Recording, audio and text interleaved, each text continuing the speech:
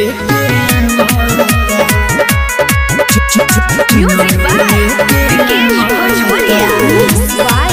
प्रकाश दूधू गोदी हो लालन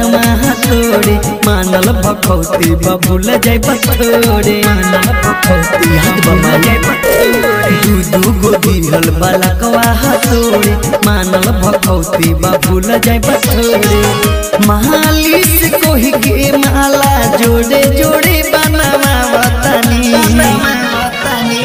देवी माई रौवा खाती तू चुनरी लेके आवतानी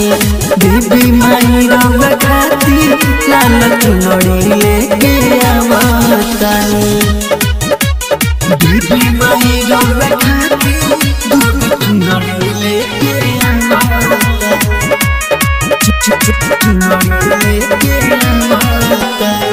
पंडा बोला के पचड़ा पढ़ावाई गैया के घिउवा से दिया न जराए मायो पंडा बोला के पचड़ा तो गवाई गैया के घिउवा से दिया न जराए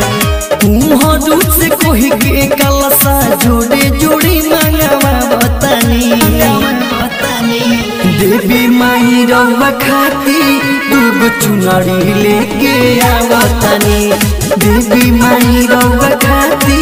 लाल चुनरी लेके आवतानी देवी माई रौवा खाती दूगो चुनरी जय मां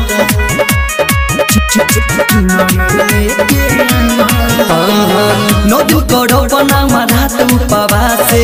करो बसेवा रौड़ रही के पासे विश्वास करी भाई नदी करो बनावा रात उपवासे करो बसेवा रौड़ रही के पासे राजा किशोर के सपना देखो लड़ौआ पूरा बतानी देवी माई रौवा खाती दूगो चुनरी लेके आवतानी देवी माई रौवा खाती लाल चुनरी लेके आवतानी रिकॉर्डिंग बाय सुर संगम स्टूडियो साहेबगंज।